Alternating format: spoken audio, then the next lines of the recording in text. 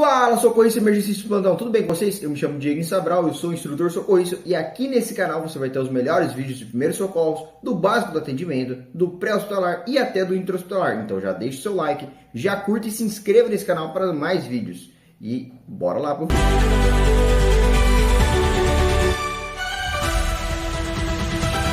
Então bora lá. A gente vai falar um pouco aí sobre pancreatites agudas, colangites, litíase, cololitíase, toda a parte de que todo mundo adora dessas provas, que é a parte mais complicada, porque as outras é um pouquinho mais fácil, né? Mas, bora lá, começar a nossa revisãozinha. O que eu tenho que entender, principalmente, quando a gente fala sobre vias biliares, ali sobre abdômen, toda essa parte eu tenho que levar em conta a anatomia, saber onde está cada um desses órgãos importantes, igual a gente vai ter que lembrar ali onde está a vesícula, onde está o estômago, onde está a segunda porção do duodeno, que fazem relações com distintos órgãos. Eu tenho que lembrar da anatomia básica. Eu tenho que lembrar de quê? Dos quadrantes. Porque se vem uma pergunta para vocês da doutora ali, um caso clínico, então eu tenho que saber, tá no hipocôndrio direito, tá no umbilical ou tá em fossa ilíaca direita. Isso aí é importante, por quê? Porque eu tenho ali distintos órgãos em distintos quadrantes. Não sei se vocês viram os quadrantes com ela. Viram ou não? Só me dá um ok. Não vimos Não, com ela só ela, mas a perguntou, gente já porque ela, viu e ela cobrou isso muito na apresentação dos nossos trabalhos. Certo. assim, ela não teve revisão, porque ela falou assim que isso já é coisa que a gente tem que saber já viu, né? Ela falou assim, só relembra a anatomia, mas ela Ah, não então, passou eu tenho nada que mesmo. dividir os quadrantes para saber quais órgãos eu vou encontrar ali, porque quando o paciente refere alguma dor, ele vai referir apontando para aquela região e você, com o jargão médico, eu tenho que saber, não, tá em distinto quadrante eu tenho tais órgãos importantes. Mas vamos lá. Quando a gente fala sobre pancreatite aguda, na definição tá que há uma resposta inflamatória inespecífica do pâncreas a injúrias diversas. Por quê? O pâncreas, por si só, ele não dói. Ele não teria que doer. Ele dói por alguma coisa que está acontecendo. E, geralmente, eu encontro a dor da pancreatite aguda, ela é uma dor em barra, anotem aí, em barra, que vai até as costas. Então, o paciente vai relatar uma dor de tipo que está como se fosse uma barra ou em cinturão, em barra ou em cinturão, eles gostam de cobrar nas provas. E eu tenho que saber que 80 a 90% desses problemas pancreáticos estão geralmente ligados a fatores secundários a uma litíase biliar. O que é uma litíase biliar? Saiu um cálculo e ele está ali agora entre o pâncreas e o colédoco. Diego, por que você está falando isso? Porque quando eu tenho que lembrar de pâncreas, eu tenho que lembrar da anatomia. Eu tenho que lembrar que lá e tem o colédoco, e o colédoco ele vai até ele fazer a união com quem? Com o conduto de Wirsung. Vocês lembram dessa parte? Eles juntam para desembocar lá na segunda papila do odenal. Lembram dessa parte? Sim, Sim, Ou ele pode estar relacionado ao álcool, que é uma outra parte. Ele pode ali estar os dois, pode ser ou por um cálculo biliar ou por uma ingesta de álcool, ou um problema com álcool. E eu tenho que lembrar que dessa parte aí da pancreatite aguda, ela pode virar a cronificar, ela pode ficar crônica. Porque nem sempre o paciente também vai sentir dor, viu, gente? Como eu disse, o pâncreas ele não sente dor. Eu tenho que saber lá que a litíase biliar é uma etiologia muito frequente, que mudanças ali. no consumo de álcool prevalecem a ter pancreatite, principalmente em onde? Onde a gente está aqui, o local, Estados Unidos, zonas aqui do Brasil e Paraguai. Quando for para patogenia lá, ele tem ativação das enzimas pancreáticas, elas podem madurar, podem fazer uma ativação enzimática prematura. O que isso quer dizer? Quer dizer que o pâncreas ele tende a falar assim, ó, tem alguma coisa errada, vamos fazer uma ativação enzimática para tentar eliminar isso aqui. Geralmente, quando eu tenho esse cálculo que ele vai bem ali na segunda papila. E essa a ativação ali das enzimas pancreáticas façam que tenha uma hipertensão ductal. Então, eu vou ter ali um grande fluxo naquela região, tentando fazer com que a, a pedra, a litíase que está ali dentro do colédoco ou do conduto Wirsung, ela saia. Com isso, eu causo uma cascata inflamatória. O que seria uma cascata inflamatória? Eu teria ali, aumento ali, eu vou ter febre, vou ter escalafrios, eu vou ter dor. É nesse momento que eu já vou ter a pancreatite aguda. No caso da alcoólica, eu tenho ali um efeito crônico naquele órgão. Eu estou danificando aquele órgão com o tempo. E aí eu tenho uma pancreatite crônica pelo malefício do álcool dentro do órgão. Não sei se dá para entender dessa forma. Mais fácil de entender. Aí, deixa eu ver, passou. Aí, lá na anatomia do pâncreas, eu tenho que saber que o pâncreas ele tem o quê? Duas partes, uma exócrina e uma endócrina, certo? E que ele precisa dos órgãos vizinhos. Por quê? Eu preciso de suprimentos da onde? Eu venho ali da mesentérica inferior, eu venho da esplênica, eu vou levar esse conduto, o que sai do conduto pancreático, vai para a segunda papila do duodenal, que ajuda ali na digestão. Eu tenho que lembrar que tem a parte do glucagon, da insulina. Então, um órgão muito vital. E a lesão no pâncreas, ela vai ali, de certa forma, ter o quê? Uma parte que ela vai começar a inchar, vai ter edema, e outra parte ela pode necrosar. Então, pela minha lesão, eu posso ter edema, o pâncreas vai começar a inchar. Então, eu vou ver num exame laboratorial, eu vou ver o quê? Que o meu pâncreas ele está com deficiência. E na imagem? Na imagem eu vou ver que ele está um órgão gigante, ele está edematoso, ou vou ver áreas necróticas. Então, são lesões que acontecem no pâncreas. Então, lá, quando eu tenho um edema no meu pâncreas, ou tenho um aumento no meu pâncreas, eu vou ter o quê? Pequenos focos blancos amarelentos, de necroses graças. Lembra lá da anatomia patológica? A Shirley cansa de falar sobre essa parte de blancos amarelentos. Eu vou ver isso aqui no meu pâncreas. Eu vou ter um edema e infiltrados polimorfonucleares e necrose do tipo acinar. Isso é na minha forma de edema no meu pâncreas. É o que eu vou ver. Versus o que vai causar necrose. O que é necrose? Necrose é quando já deixa de ter ali uma circulação perfeita naquele órgão. Por quê? Ele vai deixar com que meu órgão vá morrendo. Então, eu vou ter a morte desse meu órgão com tecidos friáveis, de cor gris ou pardo negruzco, presença de hemorragia retroperitoneal e de necrose de coagulação abundante. Vou ter trombos vasculares. Então, eu vou ter o quê? A perda da função desse meu órgão, enquanto o outro eu só tenho uma fase de inflamação. A necrótica é a fase final, se eu não consigo controlar ou ver com que isso aí, que meu paciente tenha uma sobrechance boa. E isso acontece muito porque, como eu já falei anteriormente, ela é silenciosa.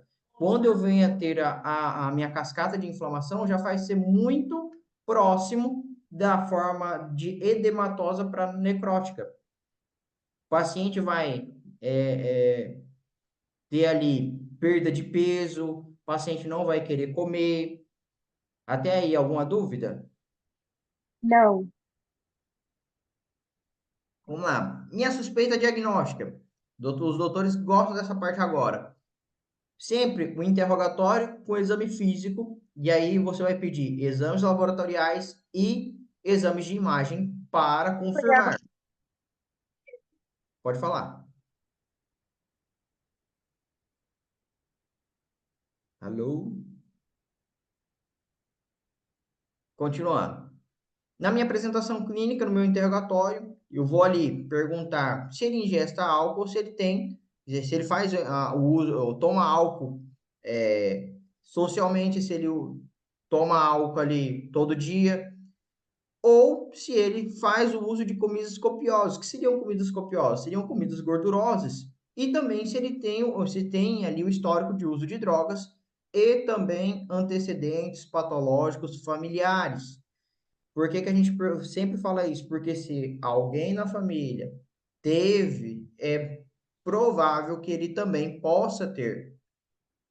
Como é que começa o paciente a apresentar o sintoma deles? Geralmente, dor no epigastro, vômitos são sinais mais frequentes, além de distensão abdominal, com predomínio supraumbilical. Geralmente a parte de cima do abdômen ela fica mais é, agrandada ali, tem como se fosse um aumento de gases naquela região. E a dor em barra, dor em cinturão, que irradia para as costas. Isso aqui não está aqui. Isso aqui é dados do Schwartz. Mas se a doutora colocar lá numa pergunta de caso clínico, quando viu dor em cinturão, pancreatite. E aí, quando eu perguntei para vocês, como é que eu posso identificar uma pancreatite? Lembra lá no grupo? Quando eu tenho extravasação de sangue em região retroperitoneal, eu tenho sinal ou signo de Cullen, que é a cor azulada periumbilical. Diego, tem um outro sinal de Cullen que é muito importante em grávidas. Em grávidas eu tenho, em grávida não, desculpa, em paciente que tem problema ali de endometriose, que pode ter o sinal de Cullen, que aí você pode fazer ali um diagnóstico diferencial. E o signo de Turner, que é essa na parte lateral, nos flancos, que também indicam ali uma pancreatite do tipo aguda. Laboratório, eu vou ter leucocitose, eu vou ter hiperglucemia, eu vou ter hipocalemia e um aumento de hematócrito por perda de líquido intravascular ou fuga para o terceiro espaço. Eu sempre vou pedir amilase sérica para o meu paciente, a amilase sérica total. Por quê? Se ela estiver elevada acima de 3 vezes o valor normal, pancreatite. Vou fazer lipasa e também posso pedir outras enzimas. Uma que a doutora vai falar para vocês, ou vai estar lá presente no livro, é a fosfolipasa A2. E aí, quando eu pego o método de imagem, a ecografia é o de eleição sempre. Mas a tomografia computadorizada, ela é a mais sensível. Por que que não faz a tomografia primeiro? Porque, principalmente pelo custo do exame, a ecografia é muito mais barata. Diego, vou fazer radiografia? Não. Por que radiografia? Porque ela não vai me dar nenhum sinal ali perfeito daquela região. Ela não é sensível. Por isso, primeira eleição, sempre ecografia. Segunda eleição, tomografia. Tomografia mais sensível. E depois a gente tem lá os critérios de Hampson, que a doutora colocou para vocês. Eu tenho que sempre pensar nas primeiras horas, maior de 55 anos, leucocitose acima de 16 mil, glucemia mais de 200 mil. Eu tenho que ter 3 critérios para ser considerado o quê? Leve ou grave?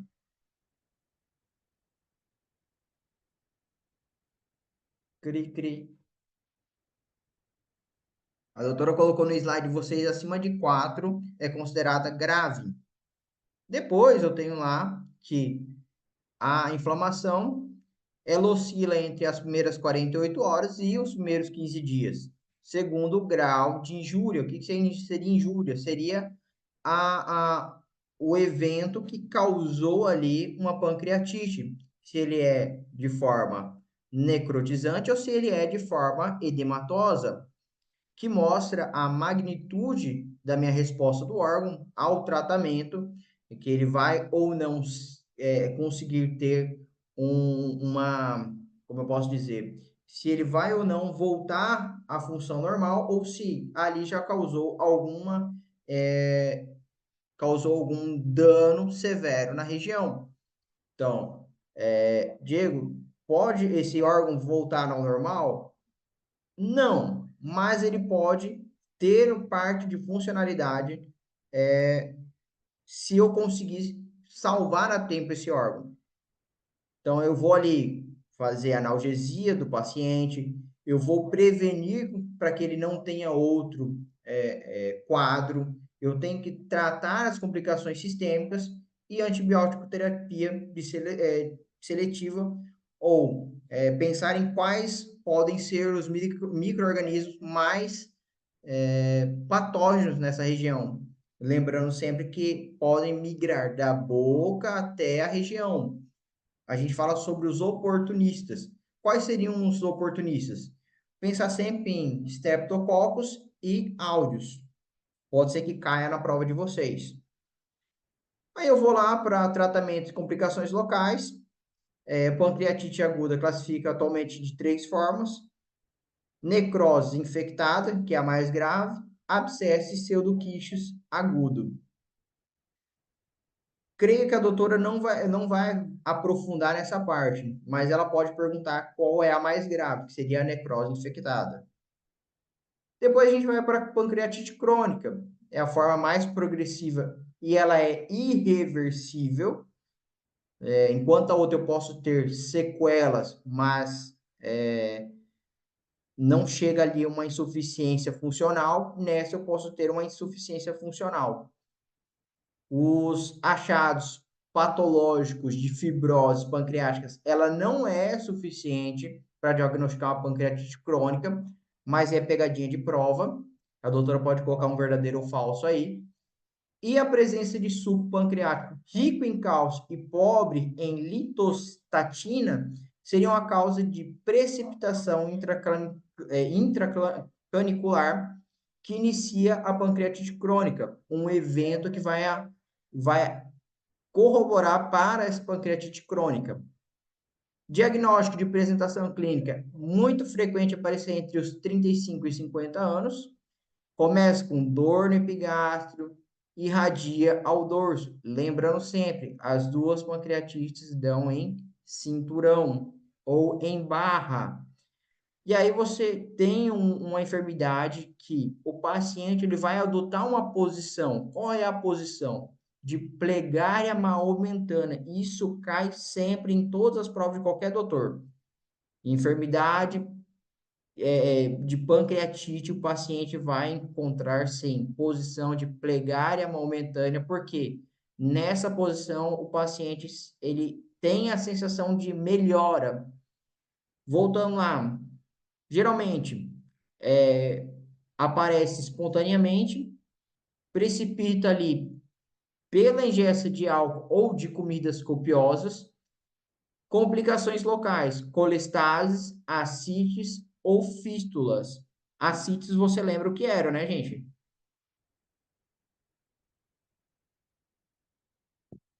Paciente com ascites, paciente que ele vai ter o abdômen bem globuloso e rígido.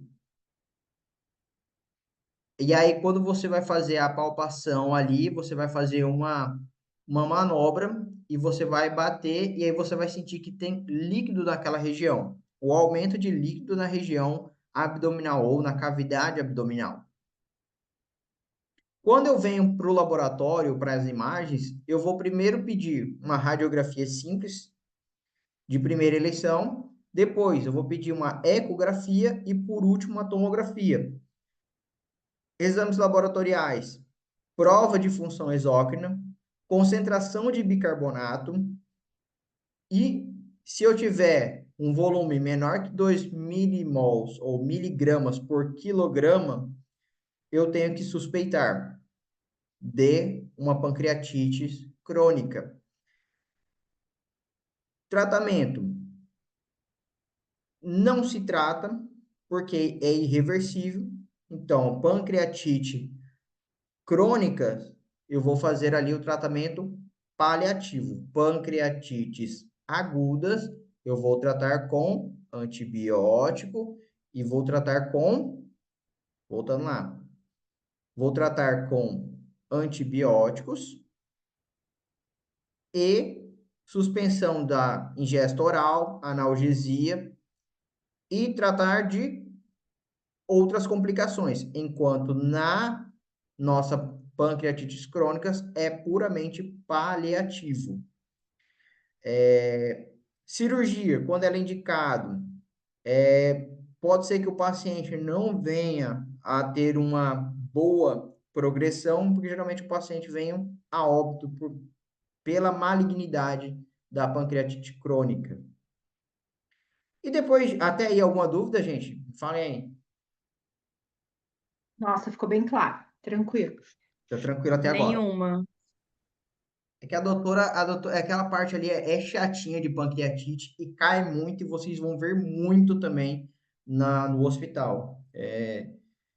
E os quadros podem vir clássicos, igual o livro, e podem vir mais complicados, e aí você às vezes não tem a noção do que está acontecendo. Mas geralmente vem clássico, igual o livro.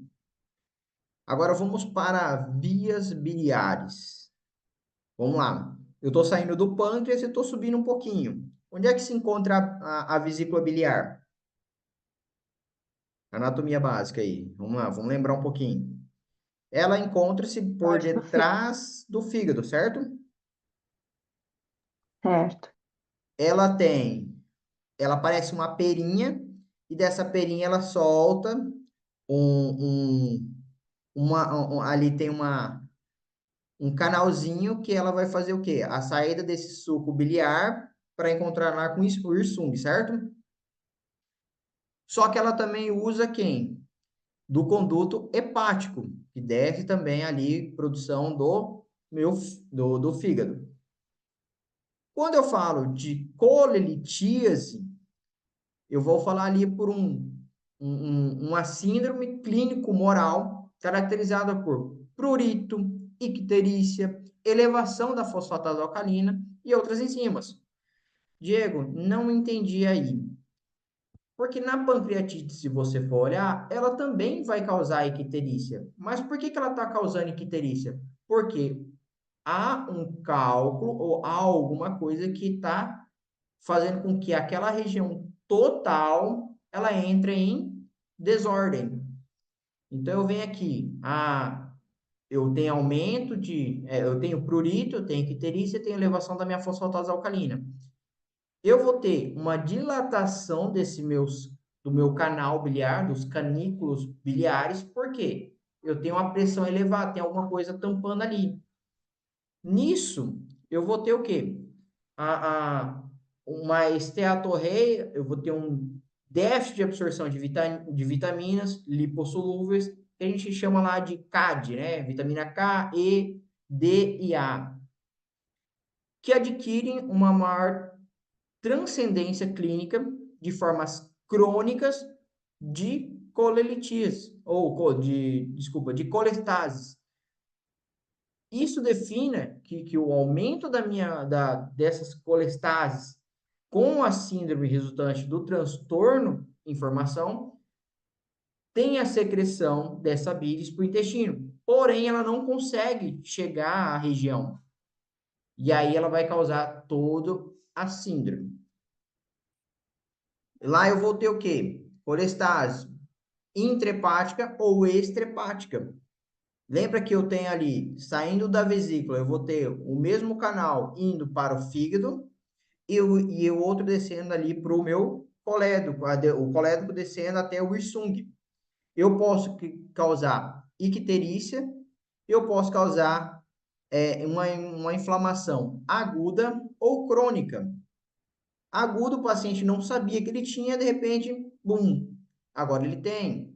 Ou crônica, ele, não, ele já tem ali, ele sabe que ele tem um cólico biliar e aquilo ali faz tempo que ele está ali, ele vai fazer cirurgia. Segundo a etiologia, posso dividir elas em congênitas, inflamatórias, mecânicas, tóxicas, metabólicas ou neoplásicas. Quando eu falo ali de uma intrahepática, é aquela que resulta da alteração dos hepatos celulares, nos canalículos biliares, de pequenos condutídeos microscópicos. Está tudo aonde? Dentro do meu pâncreas, ou desculpa, dentro do meu fígado. Ou ela está fora dali. Lembra quando a gente fala sobre bilirrubina direta e indireta? Bilirrubina indireta, ela está fora. Direta, ela está dentro do meu fígado. A etiologia extrahepática, ela pode estar ali por uma obstrução parcial ou total desses condutos biliares, enquanto que uma intrahepática, ela pode ser resultado da falha desse hepatocito de secretar em quantidades adequadas essa bile. Pensem só, a minha vesícula, ela tem que encher e depois ela solta todo esse suco, como se fosse um detergente, só que naquele momento ela não consegue ter esse movimento de soltar esse detergente. Por quê? Alguma coisa está ali tampando ou atrapalhando isso. Mas ela vai fazer com que esse órgão ele continue a motilidade dele. E por isso eu tenho a dor. E, consequentemente, o paciente vai ter o quê? Uma icterícia. Ele vai começar a ficar mais ictérico, porque não está saindo aquele meu detergente não está saindo, ele está impregnando naquela região. Que deveria, no caso, esse detergente e a parte do suco ali, tingir as fezes do paciente. Deu para entender assim, mais ou menos?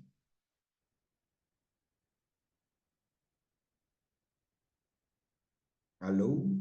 Entenderam? Sim, deu. Ah, então bom. Sim. Uhum. Com isso, meu paciente, além dele ter icterícia, ele vai ter o quê?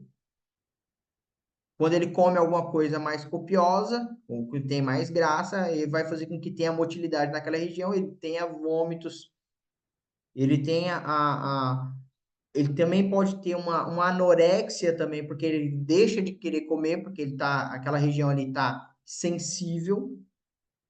Eu vou ter ali também um aumento da minha fosfatase alcalina. E aí no laboratório, que você vai pegar, você vai ter aumento de quê? De bilirrubina, conjugado da fosfatase alcalina, ali da gama-glutamil transpeptidasa, da 5-nucleotidasa, de colesterol e dos ácidos biliares total. Na colestase de ácidos biliares totais, pode aumentar até 100 vezes o valor normal. Quando você pega ali bilirrubina direta, indireta e total, você vai ter um aumento gigantesco. E você vai, principalmente no olhar clínico, o teu paciente ele vai estar bem amarelento, ele vai estar ali ictérico. Como é que eu vou achar isso aí?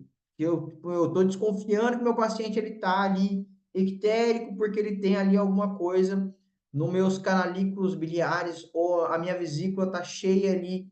Eu vou ali fazer uma ultrassom de primeira eleição, depois vou fazer uma tomografia. Não conseguindo ter, não parece que não tem nada ali, pode ser que eu tenha ali uma coisa mais abaixo. Aí eu vou ter que fazer um exame um pouco mais invasivo, que seria a CEPRE ou CPRE, que é como se eu fizesse uma, não sei se alguém aí já fez uma endoscopia. A CEP, a colangiopancreatoendoscopia retrógrada, eu vou colocar um canalico, como se fosse uma câmera, e ela vai passar, vai chegar na segunda porção do duodeno, e aí ela vai entrar pela segunda papila do duodeno. Geralmente ali drena aquela região e coloca um túbulo chamado túbulo de Kerr. Eu tenho aqui mais para frente aqui para falar para vocês. Ah, eu posso usar isso aqui tanto numa cololitise, quanto numa colangite, quanto na litíase ou em alguma suspeita pancreática. Eu vou fazer a CEPRE, mas em últimos casos. Litíase, por definição, é a presença de cálculo na vesícula, dentro da vesícula. Geralmente o paciente ali, ele tem uma idade acima dos 60 anos, tem fatores clínicos e hereditários, tem fatores étnicos, geralmente uma população mais no livro diz que ele é uma população de uma faixa etária dos 60 anos, geralmente mulheres de raças brancas, a prevalência ali nas mulheres por conta dos hormônios. Geralmente 60 anos de idade, ali acima dos 60 anos, porque nessa faixa ali já não tem mais o quê? O hormônio ali que regula a menstruação. Então, o paciente pós-menopáusicos. Outra coisa, obesidade, cirrose, são fatores são fatores que podem causar uma litíase. E tem outros fatores independentes dessa parte. Geralmente os cálculos, eles são do tipo misto, pigmentários e colesterol. Todas as vezes que eu vi cair questão dessas e o pessoal errar, foi nessa parte. Por quê? Geralmente você pega lá, o primeiro pensamento não seria em tipo misto, seria de tipo colesterol, mas são de tipo misto, 75% de prevalência do tipo misto. E outra coisa, pergunta de prova, quando o doutor coloca lá, o paciente em ultrassom, em ultrassom identificou vesícula em porcelana. Então, vesícula em porcelana, fechou o diagnóstico, litíase biliar. Diagnóstico,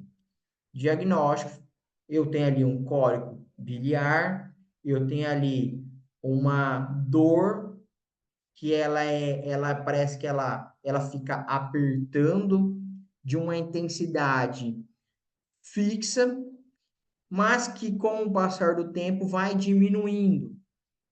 Associa-se a náuseas e emeses, então a náuseas e vômitos, irradia a dor, manifesta-se geralmente em hipocôndrio direito ou epigástrio, frequência na região lombar. Então, se eu tenho uma dor que ela se irradia do hipocôndrio direito, mais em região lombar, em zona interescapular, eu tenho a dor, eu tenho ali uma possível litíase. Okay? Geralmente, hipocôndrio direito ou epigastro, região que em frequência ele migra para a região lombar direita, na zona interescapular. apresenta um quadro clínico pós-prandial, depois dele ter comido alguma coisa igual ao anterior, por isso que parecem muitos, eles se parecem muito. Só que, lembra só, o outro eu falei que ele é em barra, o anterior em barra, depois o outro, paciente ectérico, e agora ele é um paciente que ele tem uma dor em hipocôndrio direito e irradia para as costas. Geralmente, depois do período pós-pandrial, é o quê? Depois de ele ter comido e depois de ele ter também comido alimentos com muita graça, que tem alimentos que são muito gordurosos. Pode ter ali um sintoma que não é tão específico, mas é a dispepsia biliar, que é a intolerância por alimentos ali ricos em graça, que são muito gordurosos. O paciente ele já, antes ou antes dele comer, ou depois dele colocar na boca ali, ele já tem ali uma distensão abdominal ali, ele tem cefaleia, ele tem flatulências. E no exame clínico, paciente com cólico biliar, ele revela que ele tem uma hipersensibilidade no hipocôndrio direito, quando eu vou fazer ali a manobra para ver se eu tenho ou não cólico biliar. Então, a dor geralmente é a palpação profunda, e ele irradia ali para a região subcostal, o sinal de Murphy. A doutora gosta desses signos, signo de Murphy, ou sinal de Murphy. De defesa muscular, o paciente geralmente ele dá aquele, ele vira assim para você, cólico biliar. Estúdio de imagem, geralmente, ecografia, ele tem de 95 a 97% de sensibilidade. E, ou eu vou fazer ali uma colecistectomia oral. Mas ela não é tão, assim, ela só tem 95% de sensibilidade.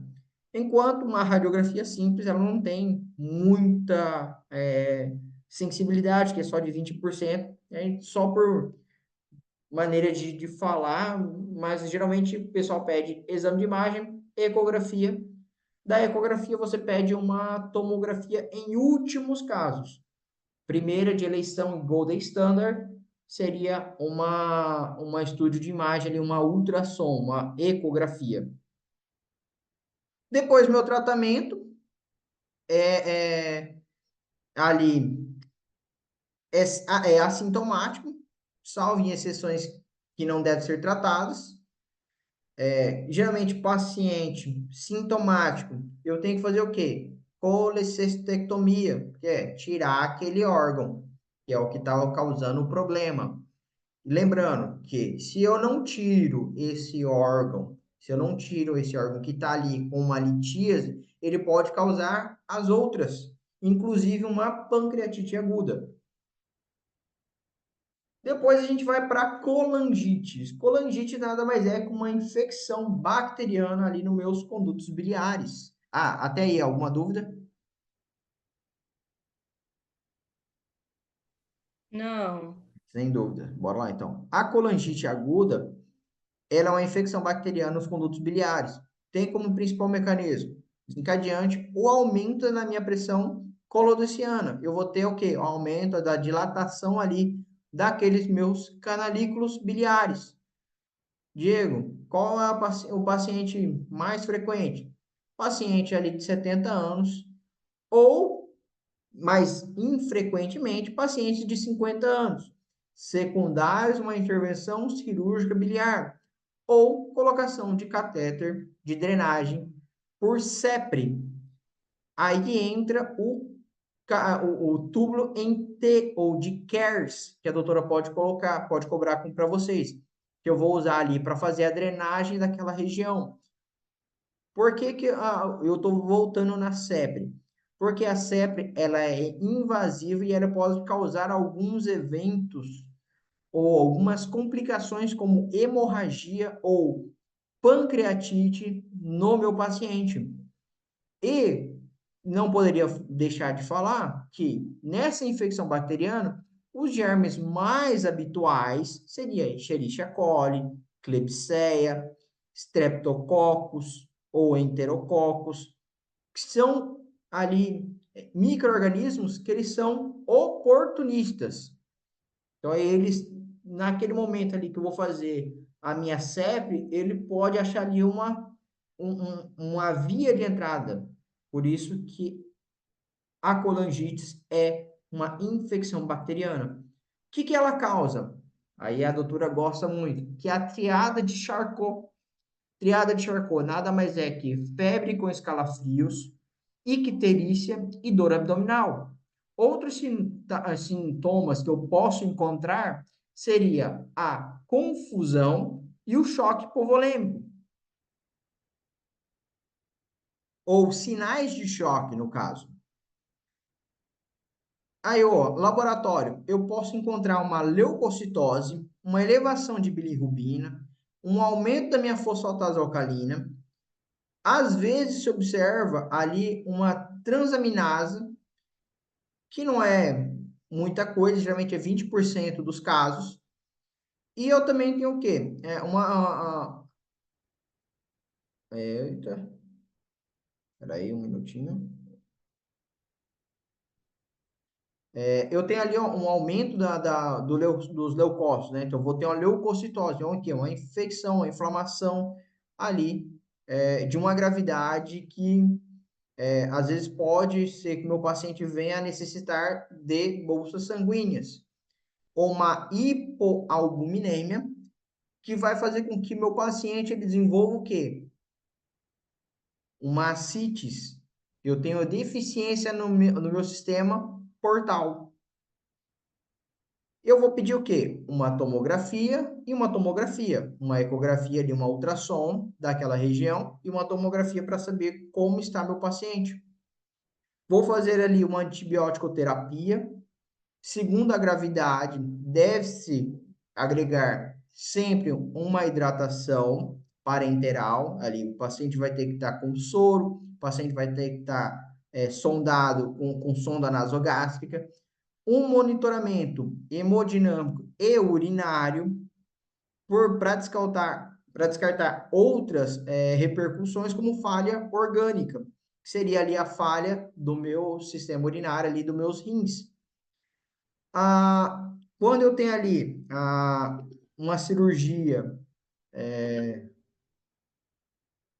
quando eu tenho ali cirurgia, que eu vou ter a colocação do tubo em T, ou tubo de Kers, onde eu tenho um problema, eu tenho que sempre pensar, sempre analisar o meu paciente, o estado do meu paciente pós a colocação desse tubo. Porque geralmente o paciente ele entra em falha, ele tem ali choque, ou o paciente, depois de 3 meses, ele vai ter que fazer a retirada desse tubo, porque ele está com acúmulo de da parte biliar, e isso aí potencializa ele ter outra infecção.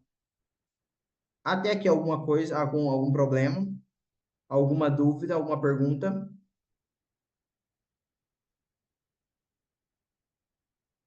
Porque se não tiver, gente, isso aqui só foi o começo.